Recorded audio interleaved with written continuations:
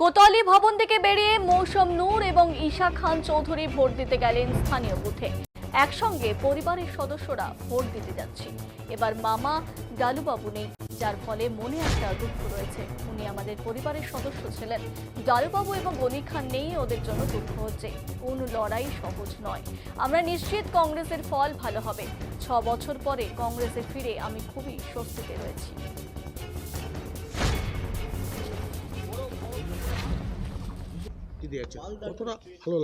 খুব ভালো লাগছে। আমি যেদিন ফিরলাম মালদা সেই দিন থেকেই যেদিন অ্যাকচুয়ালি জয়েন করলাম দিল্লিতে, এবং মালদায় যেভাবে মানুষ তাদের আবেগ, তাদের স্বতঃস্ফূর্তরা, তারা যেভাবে এলেন আমাকে ওয়েলকাম জানানোর জন্য, সেই দিন থেকেই আমি বুঝতে পেরেছি যে আমি অনেক বড় ভুল করেছিলাম, আর এটাই আমার সঠিক ডিসিশন, আর এটা আমার পার্মানেন্ট ডিসিশন। এই নির্বাচন কমিশন যে ব্যবস্থা করেছেন, সিকিউরিটি ব্যবস্থা যে করেছে, তাতে কি আপনি সন্তুষ্ট? আমরা তো এখন অবধি কোনো কমপ্লেন্টস পাইনি। সব জায়গায় ভোটিং শুরু হয়ে গেছে, পোলিং শুরু হয়ে গেছে। আমরা তো ইলেকশন কমিশনকে আমি চিঠিও করেছিলাম যাতে ফ্রি অ্যান্ড ফেয়ার ইলেকশন হোক, যথেষ্ট ফোর্স থাকুক, এবং এখন অবধি সেরকম কোনো কমপ্লেন আসেনি। আর এখন তো জাস্ট শুরু হয়েছে, আমরা দেখছি সারাদিন, আমরা ওয়াচে থাকবো, আমিও ফিল্ডে থাকবো। এবারে নির্বাচন কংগ্রেস কতটা ভালো ফল করবে? কংগ্রেস খুব ভালো ফল করবে। মানুষের ঢল নেমেছে কংগ্রেসের ফেভার, যেভাবে মানুষ এগিয়ে আসছেন, সাপোর্ট জানাচ্ছেন, দোয়া আশীর্বাদ জানাচ্ছেন। আমরা তো 100% আশাবাদী যে আমরা জিতছি।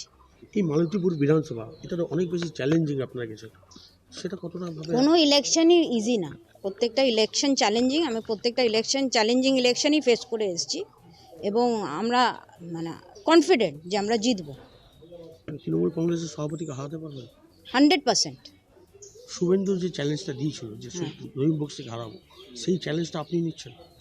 100%। আমি তো চ্যালেঞ্জ নিয়ে নেমেছি, কংগ্রেসের প্রার্থী হয়ে নেমেছি জিতার জন্য, হারার জন্য না।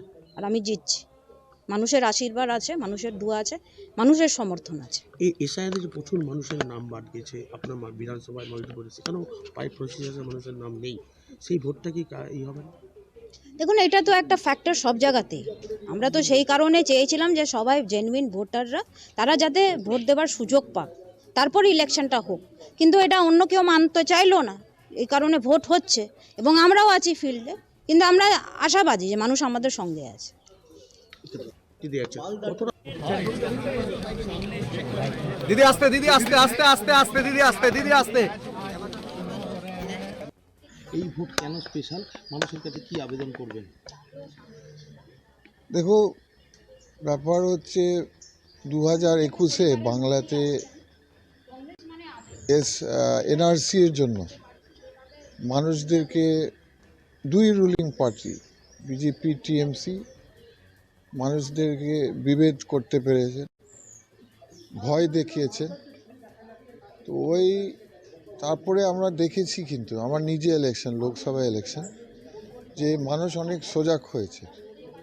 ওরা বুঝতে পারছে যে মানুষ ওদের ভোটকে ব্যবহার করছে, ওদেরকে ব্যবহার করছে। ওরা বুঝতে পেরেছেন কি আমাদের বাংলা, আমাদের মালদা ডিস্ট্রিক্টের আমাদের দরকার আছে, কি দরকার আছে আমাদের উন্নয়ন পরিষেবা, মানুষের চাকরি নেই, কংগ্রেসের পাশে দাঁড়াবে মানুষ, মানুষের অনেক সমস্যা, গঙ্গা ভাঙন, অবশ্যই পাশে। এটার জন্য মানুষ সজাগ থাকার জন্য আমাদের আশা আছে যে এবার আমরা ভালো করব, খুব ভালো করব। মালদাতে আমাদের রিকভারি হবে, এবং বাংলাতে এবং মালদাতে। আর অবশ্যই আমাদের বিশ্বাস আছে যে দুয়া আশীর্বাদ পাবো মানুষের কাছ থেকে। এই ইলেকশন খুব ভালো ফল হবে। আসুন, আমরা ওইভাবে ঘুরি না, আমরা ম্যাক্সিমাম চেষ্টা করছি। ওটা তো আশা আছি যে মানুষ পাশে থাকবে। বারবার বলছি, মানুষের বিভেদ রাজনীতি, ধর্মের উপরে যে রাজনীতি করে সব দল, রুলিং পার্টিরা, সেটা মানুষ অনেক সজাগ হয়ে গেছে আগে থেকে।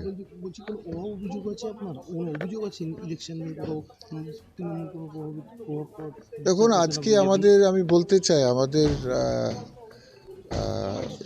সকাল 7টা থেকে দুপুরে 6টা একটা আমরা সেন্ট্রাল অফিস করেছি, হায়াত ভবন। আমরা অভিযোগ জানাবার জন্য আমরা একটা অফিস খোলা রেখেছি, প্লাস প্রত্যেক ব্লকে আমাদের অফিস খোলা আছে, আর ডিস্ট্রিক্টে আমাদের অফিসও আছে। ধন্যবাদ। এই ভোট কেন স্পেশাল? দিদি আস্তে দিদি আস্তে আস্তে আস্তে